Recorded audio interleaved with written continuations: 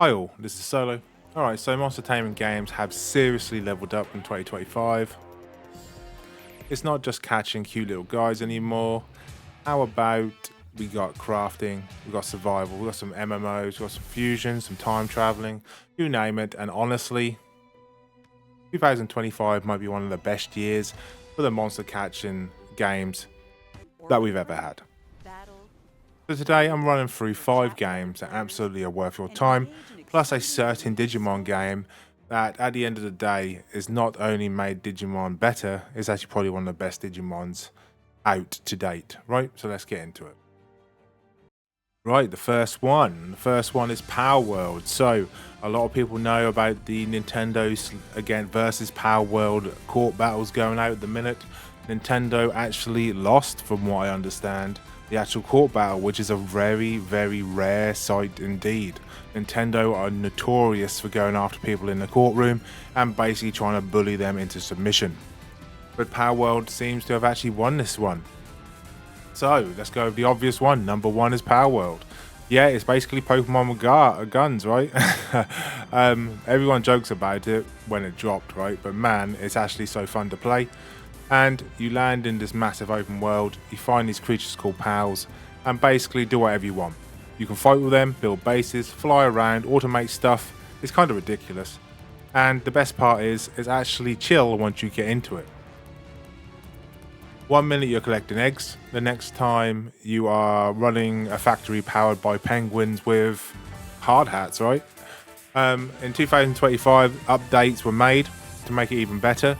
There's new regions, there's new dungeons, even co-op bases so you can build with friends.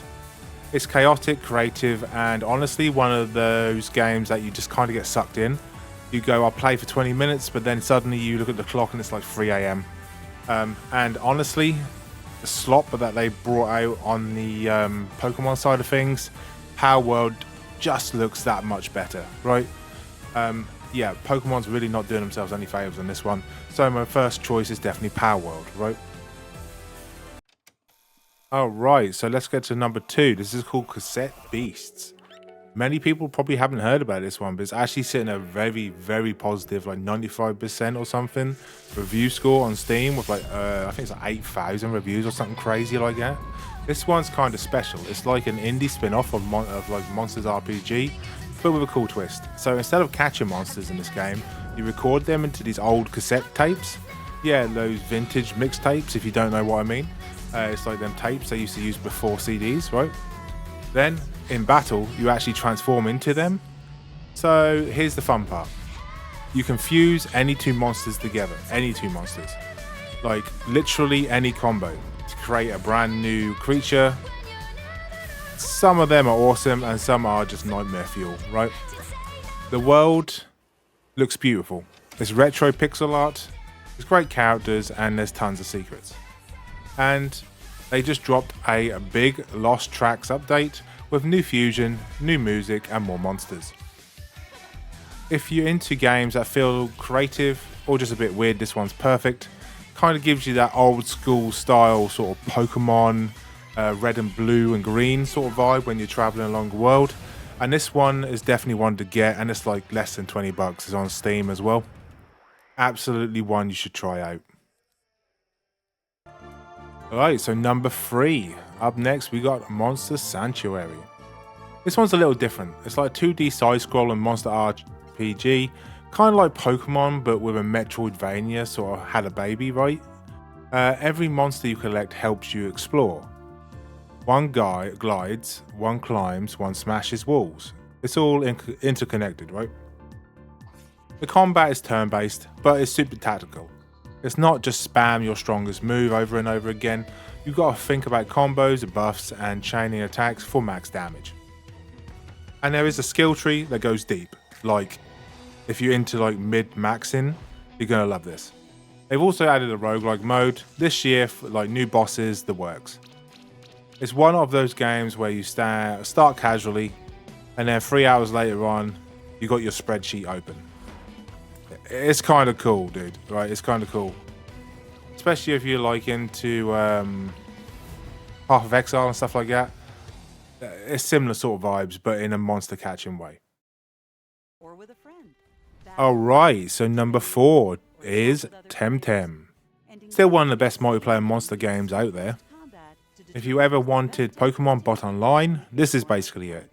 You make a character, explore these floating islands, and everyone you see is a real player, and it feels like a proper world. The battles are 2-on-2, which makes it a lot easier to be strategic. There's also a stamina system, so no, you can't just spam your best move over and over. They kept it fresh too. They got new islands, new quests, new PvP features in 2025. The community is active, it runs smooth, and if you've got a friend who's into monster games, this is a great one to play together. So yeah, try Temtem out, and Steam's obviously got it as well, and it's just super cheap. Obviously, this one's sitting with another positive review. Every single one in this roundup will all have positive review scores because it's designed for the players, and there's a lot of sort of small indie style developers rather than big AAA companies like a certain Pokemon game just trying to squeeze every bit of money out of you they can, alright? Right, number 5. Next up is Coromon. This one is pure nostalgia. If you grew up with the old Game Boy or the old Pokemon DS games, it's going to feel instantly familiar.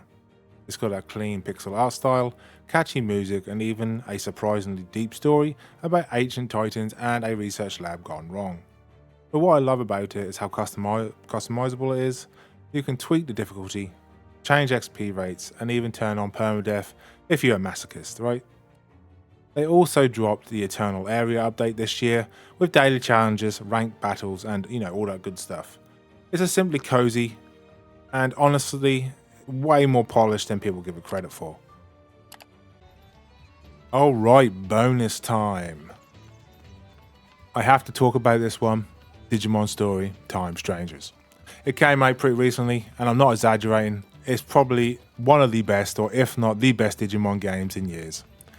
You play an agent sent back in time, 8 years, to stop a massive data disaster that's messing with both humans and digital worlds. Classic Digimon setup, and it just works. There are over 450 Digimon in the game to collect, and Digivolve and Digivolve, and the story's honestly way more emotional than I expected, way more than a certain new Pokemon game, that's for sure.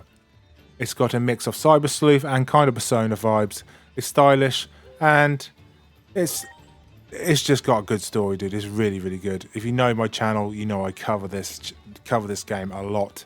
And it's just really, really, really good. If you are a Digimon fan or even just a JRPG fan, it's worth checking out. I 100% absolutely recommend this game. You will definitely not be disappointed. If you're being disappointed in the latest Pokemon game, try Digimon. The game is amazing. So yeah, 2025. Being stacked for monster taming fans, that's for sure. We've got chaos and crafting in Palworld, creativity in Cassette Beasts, strategic strategy in Monster Sanctuary, multiplayer fun in Temtem, that cozy retro vibe with Coromon, and a time traveling drama with Digimon Time Story Strangers, one of the best Digimon games out. There's something for everyone this year. Anyway, that's my list. What about you? What are you playing right now? Drop it in the comments below, and let's see what people have in their games list, right? And hey, if you like this breakdown, hit that like button, maybe subscribe, and if you want some more monster taming stuff, and yeah, go catch some awesome Digimon, Pokemon, Cassettemon, Howls, whatever. Just catch them all, you know what I'm saying? Anyway, I'll catch you on the next video. Hope you liked it, and peace out.